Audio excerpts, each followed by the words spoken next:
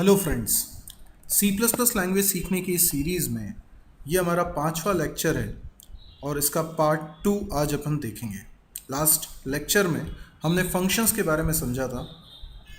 आज हम देखेंगे सी प्लस प्लस में कुछ ऐसे कॉन्सेप्ट्स जो सी लैंग्वेज में नहीं थे। आज की क्लास का ऑब्जेक्टिव है इनलाइन फंक्शन। किसी भी फंक्शन को बनाने के क्या बेनिफिट्स होते हैं? फंक्शंस बना के अगर आप अपने कोड को ऑर्गेनाइज करके करेंगे तो आपके प्रोग्राम को पढ़कर समझना आसान होगा। आपको अपने प्रोग्राम में चेंजेस करना भी बहुत आसान लगेगा। आपको एक ही तरह का कोड बार बार नहीं लिखना पड़ता यदि आप फंक्शन बना के काम करते हैं। आपने एक बार कोई फंक्शन बना लिया तो वो टास्क जितनी बार भी आपको अपने प्रोग्राम में परफॉर्म करना है, आप सिर्फ उस फंक्शन को करते हैं कॉल। कोडिंग आपको बार बार लिखने की ज़रूरत नहीं होती। आपको अपने प्रोग्राम की टेस्टिंग करनी है तो आप फंक्शन लेवल पे टेस्टिंग कर सकते हैं, तो इजी टू डीबग।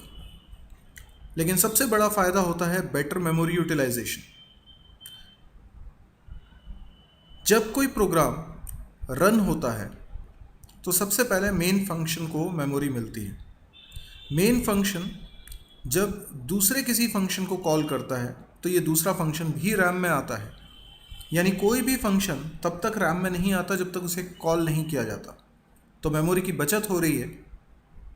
अगर पूरा का पूरा प्रोग्राम, सारे फंक्शन एक बार में रैम में आ जाएंगे तो मेमोरी की कमी भी पड़ सकती है। लेकिन अगर एक बार में एक ही फंक्शन आएगा तो बाकी के फंक्शंस अभी रैम में नहीं आए हैं, इसलिए मेमोरी का कंजम्पशन कम हो रहा है। अगर कोई फंक्शन अपना काम कंप्लीट कर लेता है तो जो मेमोरी उसे एलोकेट हुई है रैम में, वो रिलीज़ भी हो जाती है। तो की पॉइंट याद रखिए, जब फंक्शन कॉल होता है तो वो रैम में आता है और एग्जीक्यूशन जब उसका ख़त्म होता है तब वो रैम से चला भी जाता है। इसी को हम कहते हैं बेटर मेमोरी यूटिलाइजेशन। अब 16 बिट के आर्किटेक्चर की बात करें, डॉस बेस्ड सी की बात करें, तो 64 किलोबाइट मेमोरी हमारे प्रोग्राम को रन होने के लिए मिलती है। अब यदि हमें इससे बड़ा प्रोग्राम रन करना है, जैसे कि 100 किलोबाइट का है, तो वो रैम में नहीं बन पाएगा। लेकिन अगर हम फंक्शंस बना के काम कर रहे होंगे तो बहुत सारे टास्क करने के लिए हमने अपने प्रोग्राम में बहुत सारे फंक्शंस बनाए होंगे। जब कोई एक टास्क परफॉर्म हो रहा होगा तो उस समय वो फंक्शन रैम में आएगा, बाकी के फंक्शंस रैम में नहीं आएंगे। जब वो टास्क परफॉर्म हो जाएगा तो फंक्शन की मेमोरी रिलीज़ भी हो जाएगी। तो हमें एक साथ 100 किलोबाइट्स की ज़रूरत नहीं है, इसीलिए 64 किलोबाइट में हमारा प्रोग्राम रन हो पाएगा। इसी को हम कहते हैं बेटर मेमोरी यूटिलाइजेशन। फंक्शन बनाने का सबसे बड़ा फ़ायदा है मेमोरी की बचत होना। एक प्रोग्राम में किसी फंक्शन को जितनी ज़्यादा बार कॉल करेंगे, मान लीजिए कि उस फंक्शन को बनाने का हमें उतना ज़्यादा फ़ायदा मिल रहा है। फंक्शन रैम में आता है, मेमोरी मिलती है, अपना काम कंप्लीट करता है और उसकी मेमोरी रिलीज़ भी हो जाती है। फंक्शन कॉल करने में कुछ एक्स्ट्रा समय लगता है। जब कोई फंक्शन किसी दूसरे फंक्शन को कॉल करता है तो पहला वाला फंक्शन यानी कॉल करने वाला फंक्शन अपने स्टेटस को प्रिजर्व करने में कुछ समय लेता है। दूसरा नया फंक्शन मेमोरी में लोड होता है, अपना एग्जीक्यूशन करता है, उसका काम जब ख़त्म हो जाता है तो उसकी मेमोरी रिलीज़ हो जाती है और पहले फंक्शन का काम रिज्यूम होने के लिए स्टेटस को वापस से रिलोड किया जाता है और वो अपना काम रिज्यूम करेगा। इस ओवरहेड को अगर हम देखें तो जितनी बार फंक्शन कॉल होता है उतनी बार ये लगता है।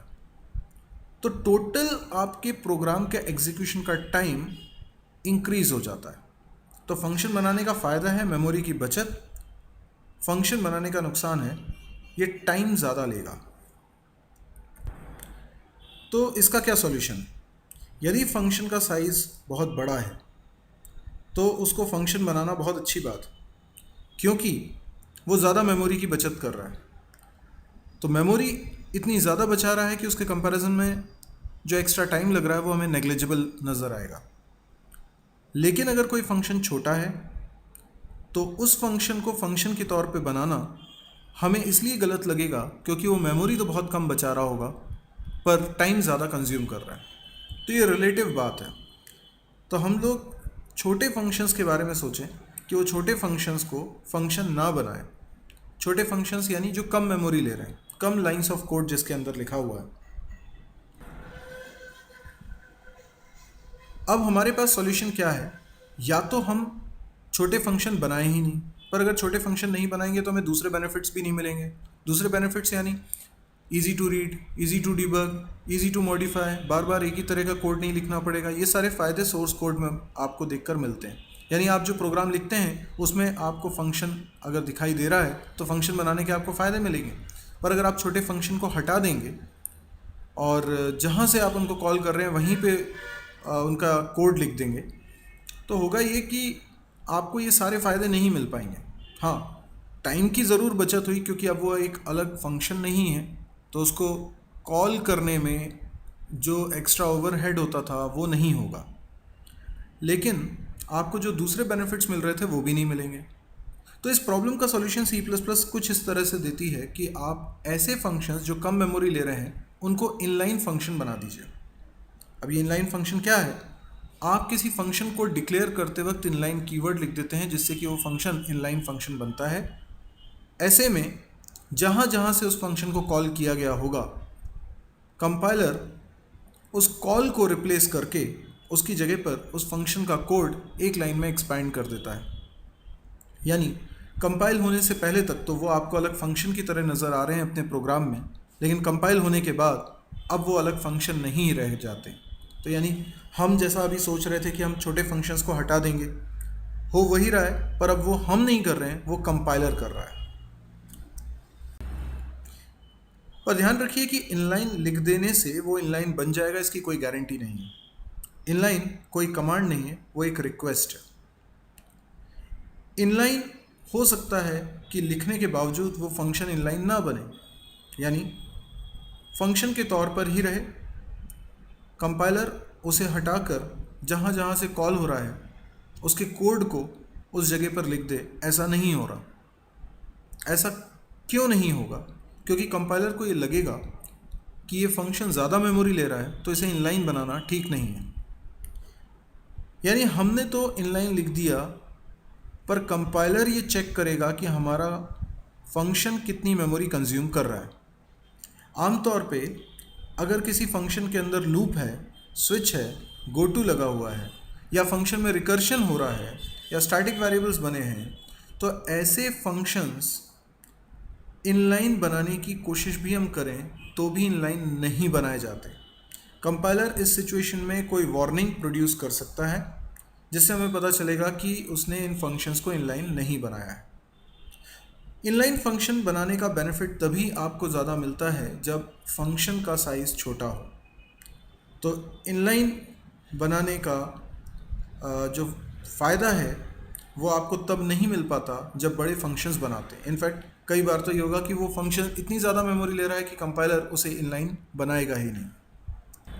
अब जैसे हम एक एग्जांपल से इसको समझते हैं कि सिंटैक्टिकली हम क्या लिखेंगे। सिंटैक्स इसका बहुत सिंपल है।